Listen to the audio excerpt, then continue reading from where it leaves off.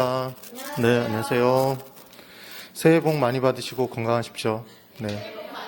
네, 그리고 34회 자격증도 올해 꼭 따시고요. 네, 자격증도 받으셔야 됩니다.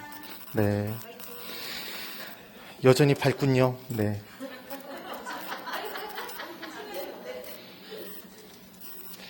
자, 오늘 시작론부터 150페이지. 오늘 처음 오신 분만 손 들어보세요. 뭐, 손 안 들어도 알 것 같은데. 네. 개론 처음이신 거죠? 세 분 다? 네. 기대가 큰가요? 새해 첫날 수업에? 아무 기대도 없어? 예. 그냥 와야 되니까 왔고, 예. 자, 이제 내용을 봐야 되는데, 원래 지난달에 우리가 총론하고 그리고 경제론 내용을 봤습니다. 근데 시장론은 앞의 내용들을 몰라도 실제로 공부하는 데는 크게 지장이 없어요. 그래서 내용들을 쭉 한번 따라오시면 되는데 이 부분도 시험에 나오는 부분이 딱 정해져 있어요. 그래서 잠깐만 목차를 한번 보시는데 목차가 아니라 146페이지 한번 펴보실래요? 146. 150페이지에서 앞쪽으로 넘어가 보세요. 다시 앞쪽으로. 그럼 146이 있죠. 거기에 챕터 2에 부동산 시장론이라고 돼 있고 부동산 시장 그리고 부동산 시장에 대한 내용이 있고 그래서 정리된 내용을 보면 부동산 시장의 특성과 기능 이렇게 둘로 나눠져 있죠. 근데 이 부분에서 시험 문제가 나오면 뭐가 나올 수 있냐면 다음 중 부동산 시장의 기능으로서 틀린 것을 골라보십시오 그러면서 특성을 섞어 놓을 수 있어요. 그러니까 우리는 기능과 특성을 구분할 수 있는 능력이 있어야 돼요. 그다음 그 밑에 이제 주택시장 부분에 주택시장을 봤더니 뭐 주택 서비스가 있고 여가가정이 있고 주거분리, 불량주택이 있는데 이 부분에서 시험 문제가 한 문제 정도가 또 나올 수가 있어요. 거기다 1 적어보실래요? 1. 주택시장 부분에 1. 적으셨어요? 네. 그 다음 그 밑에 효율적 시장이 있는데 그 효율적 시장에다 별표를 2개 치시고 0.5라고 적어보실래요? 2년에 한 번꼴로 나와요. 거의. 그 다음 147페이지에 할당 효율적 시장 있죠? 그 부분에 얘도 한 0.5 적어 놓으세요. 그리고 별표 2개. 그 다음 그 밑에 입지 및 공간구조 이론이 있는데 지대 이론이 있고 지대 이론 있죠? 거기에 1이라고 적어보실래요? 1. 별표 2개. 별표 2개. 그리고 넘겨보세요.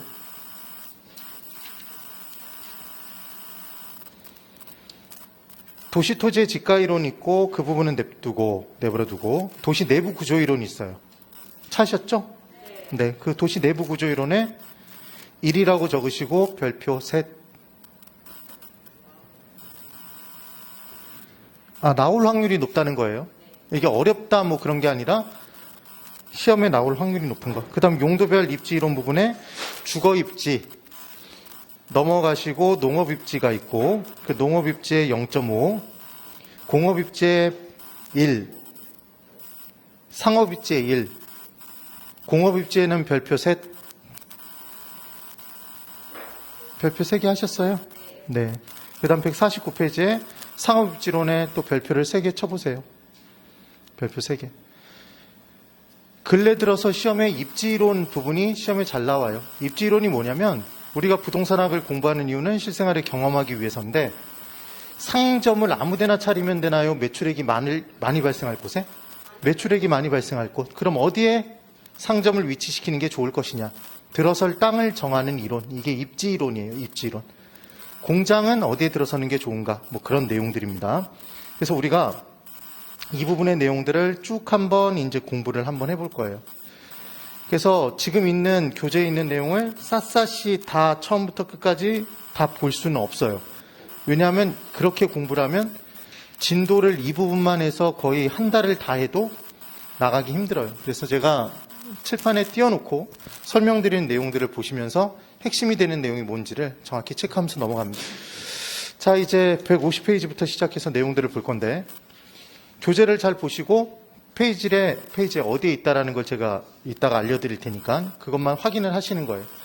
그래서 수업을 들으실 때 교재에다 막 적어가면서 듣지 않는 게 제일 좋아요. 일단은 PPT를 잘 보시면서 제가 여쭤보면 그 부분에 대한 답을 하시면서 수업을 나가보죠. 자, 이제 첫 번째 1번부터 들어가 봅니다.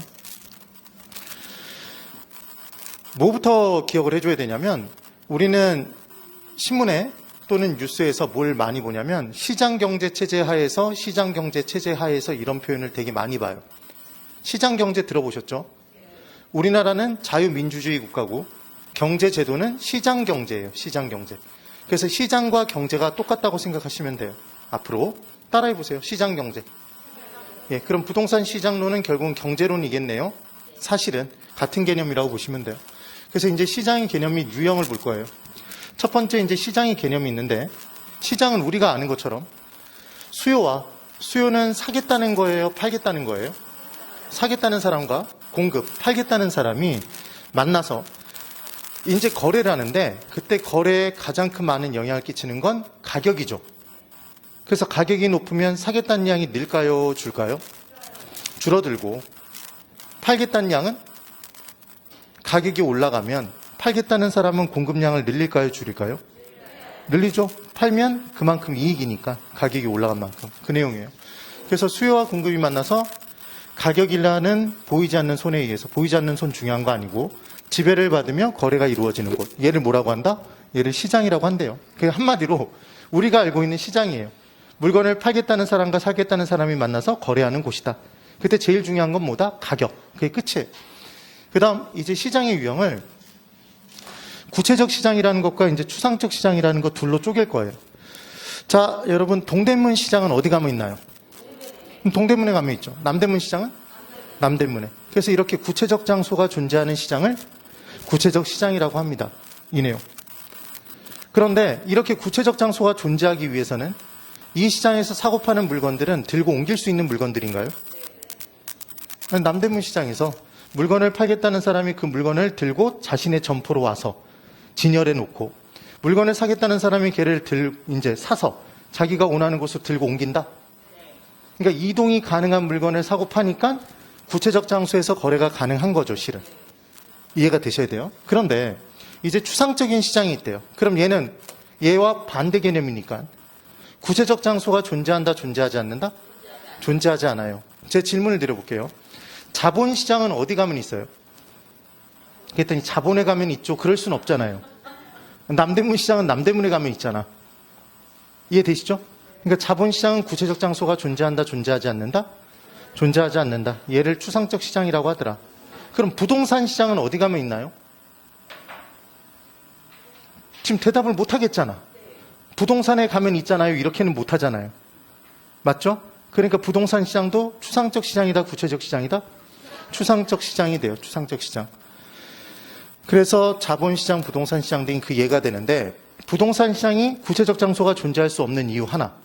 이게 제일 중요한 거죠. 토지를 팔겠다는 사람이 그 토지를 들고 자신이 팔겠다는 점포로 옮겨올 수 있나요? 없죠. 그럼 사겠다는 사람이 사서 걔를 들고 자기가 원하는 곳으로 옮겨갈 수 없어. 그러니까 부동산은 움직인다, 움직이지 않는다? 움직이지 않는 재산이니까 구체적 장소로 옮겨서 거래하고 왔다 갔다 할 수가 없는 거죠. 그래서 무슨 시장? 추상적 시장. 이렇게 얘기를 합니다. 그 다음 이제 부동산 시장의 특성이 있어요. 그럼 일반적인 시장과 부동산 시장 뭐가 다를 것이냐? 첫 번째 1번. 과다한 법적인 제한이 따른대요. 부동산 없이 인간이 생활할 수가 없죠. 토지 없이 그 무엇도 생산할 수 없어요. 그런데 그 토지가 한정돼 있는데 그 토지를 자신의 토지라고 자기 마음대로 비효율적으로 이용하고 사놓고 놀려버리면 문제다, 문제가 아니다? 문제니까 여러 가지 정부의 공적인 제한이 따른다? 제약이. 그래서 과다한 법적 제한이 존재한다. 그 다음 우리는 부동산을 사고 팔 때 바로 보자마자 사고 파나요? 아니죠. 그러니까 일정 기간 동안 꽤 긴 기간을 고민하고 거래가 이루어진다. 그래서 매매 기간이 장기간 소요된다. 그 다음 시장이 지역에 국한된다. 얘를 국지라고 표현해요. 국지라는 표현은 국한된다, 지역에. 그래서 전쟁이 날 때 전면적으로 다 전쟁을 하는 걸 걔를 전면전. 그리고 어떤 지역에서만 이루어지면 국지전. 이렇게 표현을 해요. 그래서 국지라는 표현은 지역에 국한되는 걸 의미한다. 그 내용. 그래서 실제로 어떤 시장은 서울도 강남은 부동산 가격이 쭉쭉 올라가는데 다른 지역은 떨어질 수 있죠, 가격이. 그러니까 시장이 국지화돼 있다. 지역별로 달라진다. 지금 그 얘기입니다. 그 다음, 토지의 수요가 증가해도 토지의 공급량을 늘릴 수는 없죠. 토지를 만들어서 공급할 수는 없기 때문에.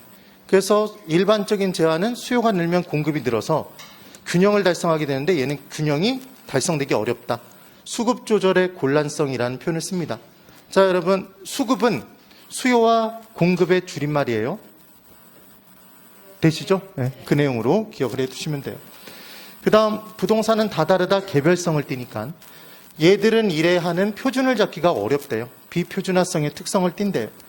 그리고 우리는 부동산 거래하면 웬만하면 거래 정보를 공개하나요? 비공개하나요? 비공개. 예전에는 세금 무서워서라도 공개를 안 했죠. 지금은 이제 실거래가를 신고하게 돼 있지만 그렇네요. 그래서 거래의 비공개성. 거래가 은밀하게 이루어진대요.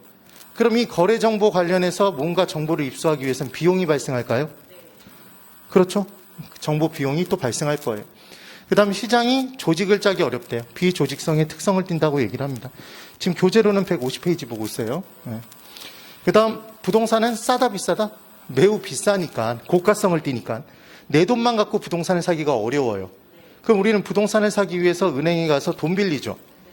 자금의 유용성이 필요하다. 그래서 좀 더 많은 금액을 좀 더 싼 이자로 긴 기간 빌릴 수 있으면 그 돈을 빌려서 부동산을 사기 위해 시장에 뛰어드니까 시장 내에 효과 있는 수요, 유효 수요는 증가한다. 근데 요즘처럼 금리가 높으면 자금의 이자율, 금리가 높으면 부담이 커지니까 돈 빌려서 부동산을 사지 않는다. 지금 그 얘기인 거죠. 지금 그 내용들이 부동산 시장의 기능이에요, 특성이에요? 특성들이에요, 특성들. 그런데 이제 부동산 시장의 기능이랍니다, 기능. 어떤 기능을 하냐면 첫 번째 1번. 부동산 시장은 자원 및 공간에 배분하는 기능이 있대요. 이게 뭐냐면 토지를 소유한 사람이 그 토지를 다른 사람에게 팔았어요. 갑이 을에게. 그럼 우리는 토지라는 상품을 팔았지만 토지는 분명히 무언가를 생산하기 위한 자원이죠. 그러니까 토지라는 자원을 배분해 준 거네요. 어디에서? 부동산 시장에서. 그리고 토지는 토지의 표면을 지표, 그 위를 공중, 그 밑을 지하. 3차원 입체 공간이라고 합니다. 그럼 토지를 팔았다는 얘기는 자원을 배분해 준 거고 토지를 팔았다는 얘기는 공간을 배분해 준 거네요. 그게 어디에서 나타났어요? 지금 어디에서? 시장에서. 그래서 시장의 기능에 자원 및 배분하는 공간에 배분하는 기능이 있더라. 그 다음 2번. 교환의 기능이 있대요. 교환하는 기능. 얘는 뭐냐면 부동산을 사는 사람과 파는 사람이 있으면 부동산과 현금을 교환하는 건가요? 가끔 토지와 건물을 교환하기도 해요. 실제 시장에서. 부동산 소유주들끼리 자신의 부동산을 교환하기도 해. 그러니까 부동산 시장에서는 부동산과 부동산이 부동산과 현금이 뭐 한다? 교환된다. 교환하는 기능이 있더라. 이 내용. 그 다음 부동산 시장은 부동산 시장에 참여하는 매도인, 매수인, 그러니까 공급자, 수요자에게 그리고 공인중개사 등에게 정보를 제공하는 기능이 있나요? 시장에서 정보를 제공하겠죠? 정보 제공하는 기능이 있다. 그 다음 부동산 시장에서 토지가 원래 10억에 거래가 됐었는데 수요가 막 늘어요. 사겠다는 사람이. 그럼 가격이 올라가나요? 올라가죠. 그럼 기존의 가격이 파괴되고 새로운 가격이 창조되겠네요. 어디에서? 시장에서. 그러니까 시장은 가격의 창조, 파괴하는 기능이 있는 거죠. 그 다음 부동산 시장에서 만약에 고가주택의 수요가 증가하면 고가주택의 공급이 증가할까요? 자, 저하고 하나 약속하시는 거예요. 따라해 보세요. 시장은 만들어 달라는 것을 만들어 달라는 양만큼 만들어주는 기능이 있다. 이게 제일 중요한 거예요. 그래서 수요가 발생하면 그에 맞는 공급이 이루어져요. 그럼 시장에서 사람들의 소득 수준이 막 올라갔어. 어떤 지역에. 그럼 그 지역에서 그 사람들이 고가주택을 원할까요? 저가주택을 원할까요? 고가주택의 수요가 증가하겠죠. 그랬더니 시장에서 디립다 저가주택만 만들어줬어. 그럼 거기 들어가 살까요? 안 살겠죠. 그러니까 시장에서 고가주택의 수요가 증가하면 고가주택 공급량이 증가하는 거다. 그럼 어떤 지역에 사람들의 소득 수준이 전반적으로 다 낮아요.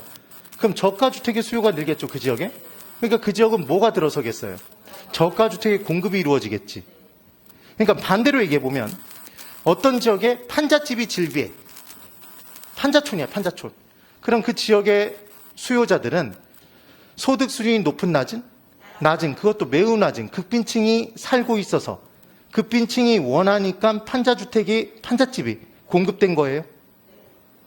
그러니까 시장은 항상 뭐가 있어야 뭐가 있다? 수요가 있어야 공급이 있는 거예요. 그러니까 뭔가 나쁜 게 공급되고 있으면 그 원인은 그 나쁜 것을 원하는 수요에 있는 거다. 그래서 뭔가 나쁜 게 공급되는 걸 막고 싶으면 수요자를 때려잡으면 돼. 이게 제일 중요한 원리인 거예요. 됐죠? 그래서 부동산 시장은 고가주택, 질이 높은 주택을 더 만들어달라 얘기하면 고가주택의 공급량을 늘리잖아요. 시장에서 양과 질에 조정하는 기능이 있다? 이런 기능이 있대요. 그래서 이제 시장의 기능과 특성을 구분하는 방법을 알아야 돼. 방법을. 어떻게 구분하면 되냐면 무엇 못하는 기능을 붙였을 때 자연스러우면 기능이에요. 자연스럽지 못하면 얘는 특성이야. 뭘 붙여본다고요? 무엇 못하는 기능을 붙여보는 거야. 여기까지 붙여보는 거예요. 다시 뭘 붙인다? 무엇 못하는 기능, 자연스러우면 기능, 부자연스러우면 특성. 자, 해볼게요. 부동산 상품의 비표준화성이 부동산 시장의 특성인지 기능인지를 구분할 수 있어야 된다는 얘기예요. 그럼 얘를 뭘 붙여보자? 하는 기능을 붙여보라고 그랬죠. 그럼 얘는 부동산 상품의 비표준화성 하는 기능. 자연스러워요? 어색해? 어색하죠. 자연스럽지 못하잖아, 지금. 어색하니까 얘는 기능이다, 특성이다? 특성이란 얘기죠. 그럼 거래의 비공개성 하는 기능. 자, 자연스럽다. 자, 손 한번 다 거국적으로 들어보세요. 빨리. 새 벽두부터. 자, 빨리. 손 한번 다 들어보라니까, 빨리. 손 들어보세요, 빨리. 손 못 들어? 손 못 들어. 다 들고 있잖아, 손. 손. 아, 손 드는데 되게 오래 걸리네. 버퍼링이 심하네. 예, 내리시고. 예. 자, 거래의 비공개성 하는 기능은 자연스럽다. 자연스럽지 않다. 자연스럽지 않죠? 그렇죠? 그러니까 얘는 기능이야, 특성이야? 네, 특성이에요. 이거 만약에 자연스러우면 일일이 하나하나 다 외워야 돼. 네. 자, 그 다음. 자원 및 공간에 배분하는 기능. 자연스럽죠? 그러니까 얘는 뭐야? 기능인 거죠. 오케이? 예, 이렇게 구분을 해주면 돼요. 그 다음, 이제 효율적 시장 이론이라는 게 있다. 이번 턴에 지금 이 내용들 중에서 중요한 부분들만 뽑아서 이제 공부를 하는 거예요.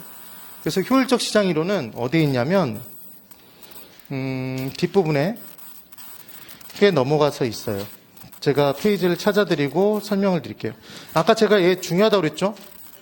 시험에 나올 확률이 굉장히 높은 부분 중에 하나예요. 그래서 지금 165페이지? 예, 165.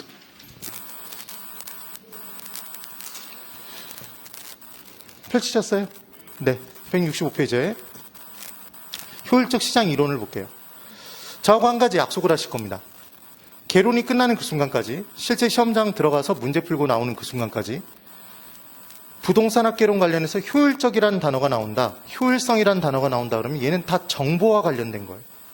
정보. 실제 부동산 시장에서 정보가 중요해요, 중요치 않아요? 중요하죠. 우리의 소원은 통일이 아니라 남이 모르는 정보를, 개발 정보를 나만 알아서 남보다 더한 초과 이윤을 누려보는 것. 이게 우리의 소원이다? 우리의 소원이죠. 그런데 우리가 어떤 개발 정보를 알았어. 그럼 다른 사람 다 알고 있다? 다 알고 있어요. 아주 끝물이야, 끝물. 그래서 그때 그 정보를 가지고 뭘 해보려고 해도 이미 오른 가격에 사야 돼요. 그럼 싼 가격에 사서 비싼 가격에 팔아야 초과이윤을 누리는데 이미 오를 대로 오른 가격에 사버리면 아무런 초과이윤도 누릴 수 없겠네요. 그것과 관련된 내용을 이제 공부하는 게 효율적 시장 이론이에요.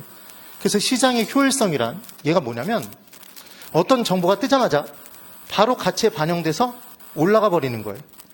그래서 얘는 어디에서 처음 출발했냐면 주식시장에서 출발했답니다. 이게 어떻게 나온 건지 이제 설명을 드려볼게요.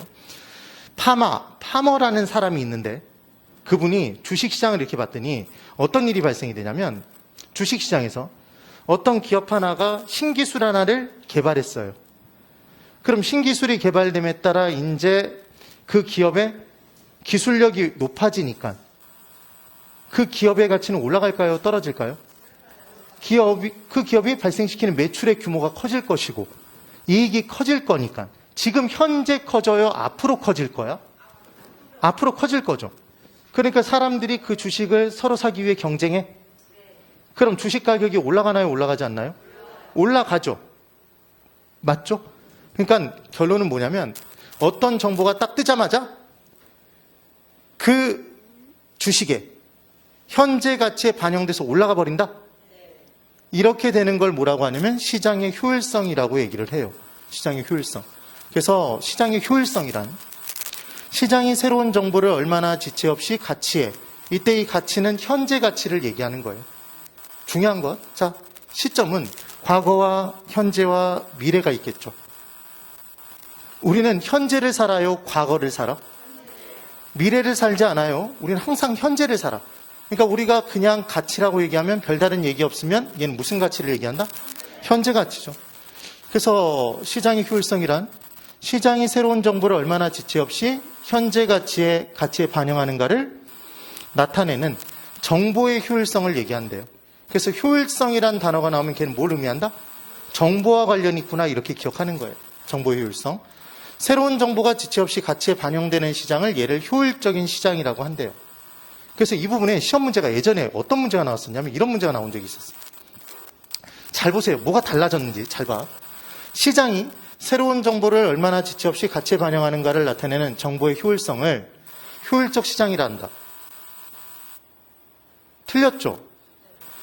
새로운 정보가 지체 없이 가치에 반영되는 시장이 효율적 시장이고 이렇게 반영되는 게 시장의 효율성이잖아.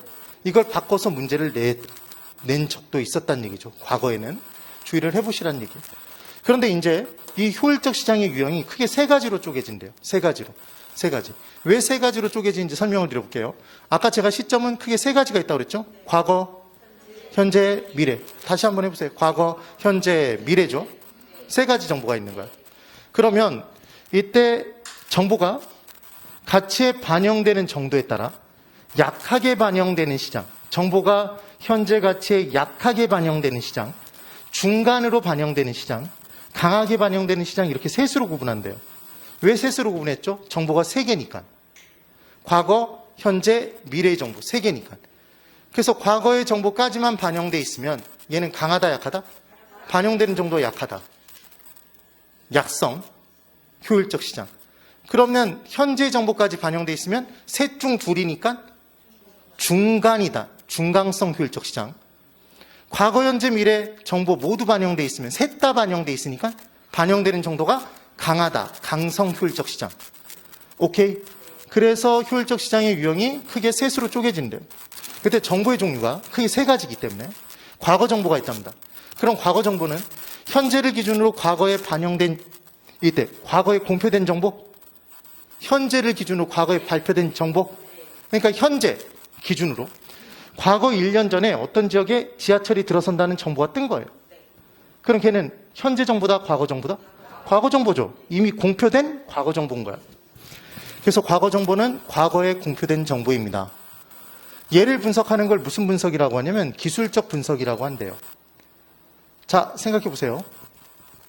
어떤 지역에 1년 전에 지하철이 들어섰대요.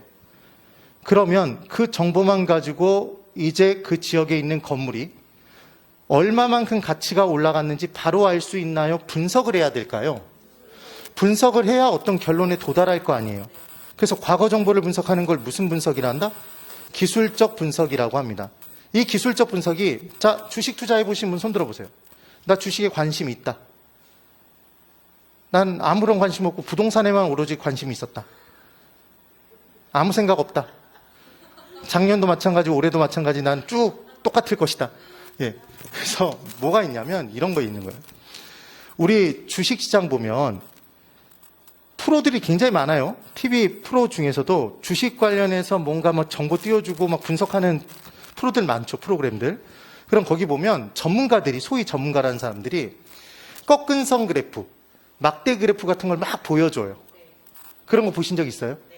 그래서 최고가, 최고점, 최저점 이런 뭐 꺾은 선이 있으니까 과거 정보를 이렇게 분석해서 이렇게 되니까 또다시 이렇게 반복될 거니까 이 시점에선 사야 되고 팔아야 되고 막 이런 시점을 잡아줘. 맞죠? 그럼 그 사람들이 보여주는 막대선, 꺾은 선들은 다 과거 정보를 분석한 건가요? 그게 기술적 분석인 거예요. 그래서 이 기술적 분석을 하는 사람을 뭐라고 얘기를 하냐면 애널리스트라고 하죠. 주식시장에 애널리스트가 있어.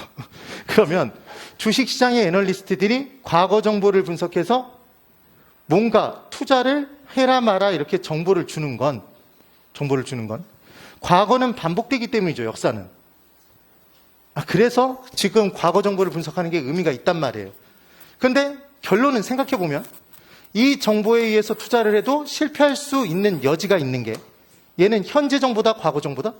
과거의 정보니까 현재 상황이 달라짐에 따라 다른 결과가 도출될 수 있는 거죠.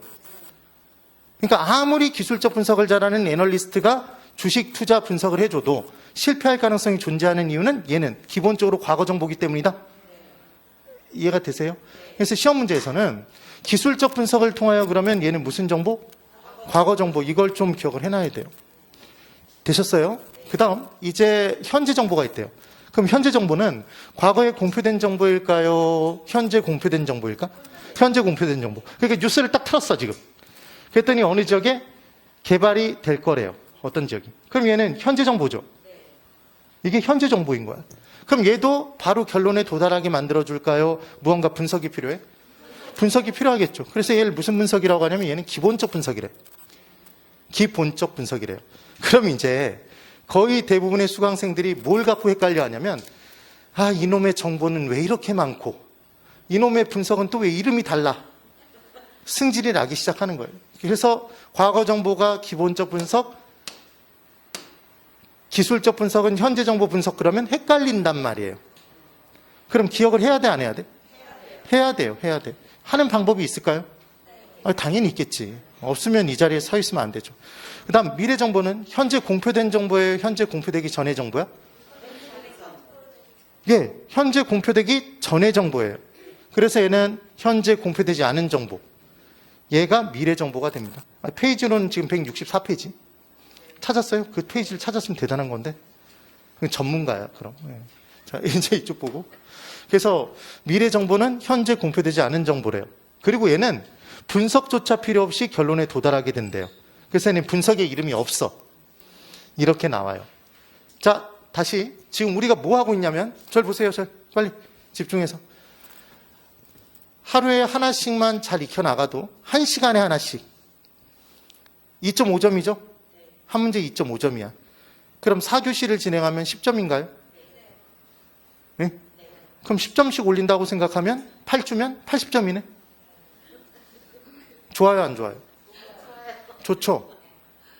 근데 열심히 해야 되겠어요? 그냥 와가지고 유체 이탈을 계속 경험해야 돼? 왜 이렇게 유체 이탈을 하는 거야? 몸은 여기에 와 있고 정신은 딴 데가 있고. 왜 하고 나서 애들 걱정을 그렇게 해요? 응?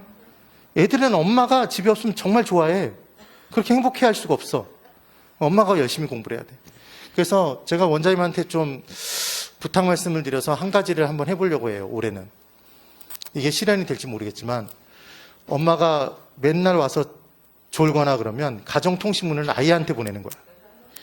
엄마 항상 와서 맨날 자더라. 이렇게. 죄송합니다. 없었던 걸로 할게요. 그래서 이제까지 못했던 이유가 있겠죠. 그런 걸. 정보의 종류는 몇 가지 정보가 있다, 이제? 3가지. 과거, 현재, 미래의 정보, 이렇게 3가지 정보가 있어요. 그럼 그 정보가 바로 현재 가치에 뜬 것, 반영되는 걸, 얘를 효율적 시장이라고 얘기를 하더라. 그러면 이제 다른 거 하나도 생각 없이 한번 대답해 보세요. 이런 거예요. 어떤 지역에 개발 정보가 떴어요. 그 개발 정보, 지하철이 예를 들어 들어선대. 근데 지하철이 들어서면 과거에 지하철이 들어선 지역들을 사례를 분석해 봤더니 무슨 분석을 했더니 기술적인 분석을 했더니 약 50% 정도 가격이 상승하더래요. 그 결론에 도달했어. 그래서 이제 과거 1년 전에 지하철이 들어선 지역을 알았어요. 그럼 50% 올라가잖아요. 그래서 원래 건물 가격이 15억이었는데 이제 사러 간 거예요. 원래 10억이었는데 사러 갔어. 이제 얼마짜리가 될 것이라고 생각하고 15억 될 것이라고 생각하고 그 정보를 갖고 간 거죠. 분석을 통해서 갔어. 그랬더니 이 귀신 같은 인간이 누구죠? 건물 소유주가, 매도인이 어떻게 알았는지 이 인간이 얼마를 불러 제낀다? 10억을 달래, 15억을 달래. 15억을 달래요. 그러면 나는 그 개발 정보를 가지고 1년 전에 공표된 정보를 가지고 열심히 분석을 해서 50% 올랐다는 사실을 알고 사러 갔더니 이미 50% 오른 가격에 사야 된다면 나는 그 정보를 가지고 다른 사람보다 초과한 이윤을 누릴 수 있어요? 없어요? 없죠. 그럼 그 말은 중요한 건 현재 가치에 이미 반영시켜버렸다는 얘기는 그 사람도 그 정보를 알아서 몰라서? 알아서. 그럼 나도 알고 그 사람도 알고 있는 정보, 소유주도 알고 있는 정보를 가지고 초과한 이윤을 누릴 수 있다 없다?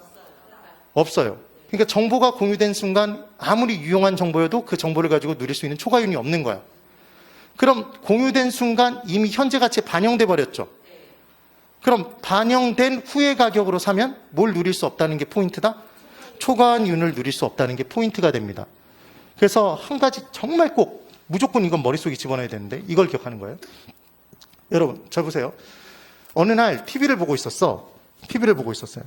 근데 그 TV가 갑자기 지지직 하더니 영험하게 생기신 분이 한 분 나타나. 그랬더니 그분이 6, 8, 12, 15, 23, 28 이렇게 불러요. 그럼 딱 느낌이 무슨 번호 같아? 로또 번호 같잖아요. 전 국민이 다 봤어. 그게 화제가 다 됐어. 아니나 달라 그날 이제 그 주에 로또 1등 당첨 번호가 그 번호였어요. 그 번호였어. 그러면 사람들이 다 그걸 샀을 거 아니에요. 그럼 1등 당첨금이 1억? 택도 없죠. 1,000만 원? 택도 없어. 거의 그 금액하고 똑같을 거예요.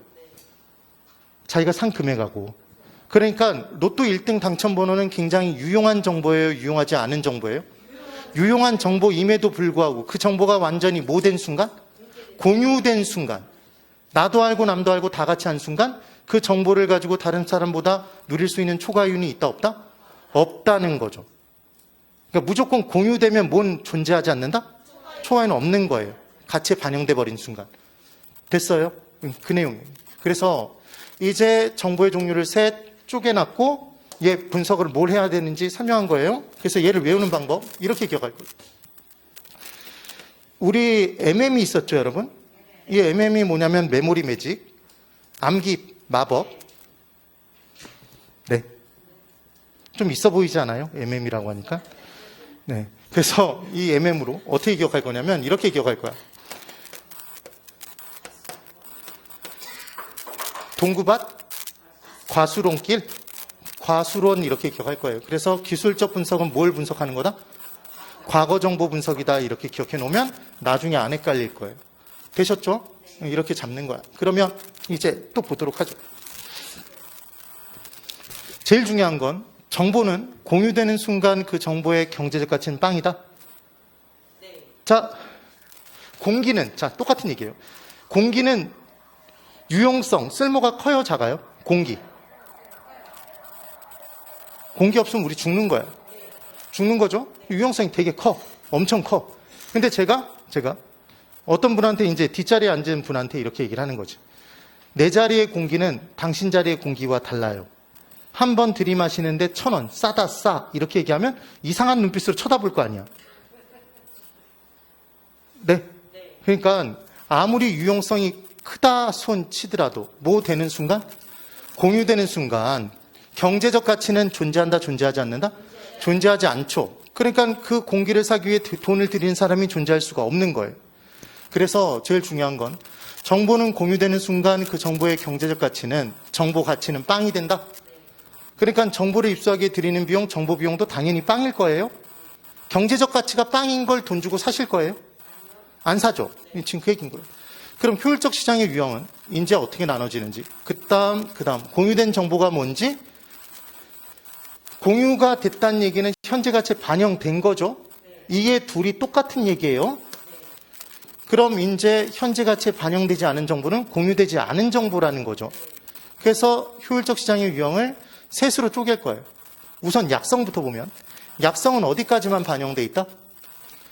과거, 현재, 미래의 정보 중에 뭐까지만? 과거의 정보까지만 반영돼 있다. 어디에? 현재 가치에 과거의 정보까지만 반영돼 있는 거죠. 그럼 얘가 공유된 정보인 거예요. 과거 정보만 나도 알고 있고 그 소유주도 알고 있어. 그럼 소유주는 걔를 반영해서 올린다? 현재 가치의 과거 정보를 반영시켰겠네요. 그럼 이제 두 가지 정보는 반영되지 않았잖아. 정보는 뭐뭐뭔데? 과거, 현재, 미래인데 얘는 과거 정보까지만 반영돼 있다고. 그럼 반영되지 않은 건 현재와 미래의 정보죠. 그럼 약성 효율적 시장에서는 현재와 미래의 정보를 입수하면 현재 공표된 정보나 현재 공표되지 않은 미래의 정보를 입수하면 나만 아는 정보잖아요. 나만 아는 개발 정보야. 그럼 소유주는 그 정보를 몰라. 그럼 이때 개발되기 전의 가격으로 사서 개발된 후의 가격으로 팔면 나는 뭘 누릴 수 있다? 초과 이윤을 누릴 수 있죠. 반영되기 전에 싼 값으로 살 수 있으니까. 지금 그 얘기인 거야. 됐나요? 네. 그래서 이제 이게 약성 효율적 시장. 그럼 딱 느낌 꽂히는 게 중간성 효율적 시장은 과거, 현재, 미래의 정보에서 어디까지? 과거, 현재 정보까지 공유돼 있다? 이 둘이 공유돼 있는 거네요. 나도 알고 소유주도 알고 있어. 그럼 그 소유주는 반영시켜서 올렸겠네? 과거, 현재 정보는? 그럼 뭐는 반영돼 있지 않겠네? 미래 정보. 지금 느껴지시죠? 그러니까 문제가 나오면 이렇게 나올 거예요. 중간성 효율적 시장은 과거와 현재 정보까지 반영된 시장으로서, 현재 가치에 반영된 시장으로서 미래의 정보를 입수하면 초과이윤을 획득할 수 있는 시장이다. 뭔가요?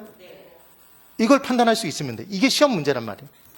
그럼 강성 효율적 시장은 과거, 현재, 미래의 정보가 다 반영돼 있어요. 그러니까 그 어떤 정보로도 초과이윤을 누릴 수 없어? 그 어떤 정보로도. 이 내용이 나와요.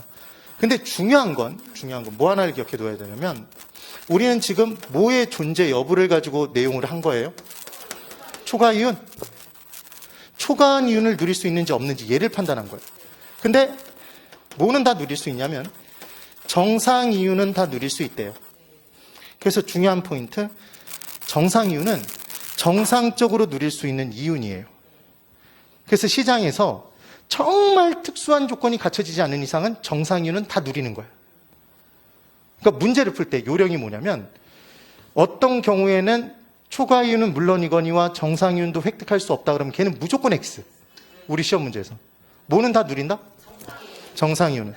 따라해보세요. 정상이윤은 정상적으로 누릴 수 있는 이윤이다. 그렇죠? 그래서 계속 물어보는 게 초과한 이윤을 누릴 수 있는지 없는지를 물어보는 거지. 얘를 물어보는 게 아닌 거야. 얘는 다 누릴 수 있다? 그럼 칠판 이쪽 보세요.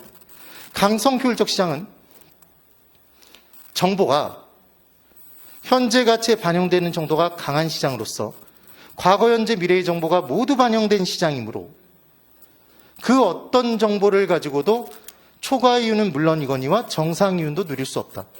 X, 뭐는 누린다? 정상이윤은 누려요. 그거 가지고 계속 함정을 파는 거예요. 주의를 해봐야 돼요. 그래서 이제 현재 가치에 반영되지 않은 정보를 입수했다면 얘는 공유되지 않은 정보죠? 나만 아는 정보야. 그러니까 난 뭘 누릴 수 있어?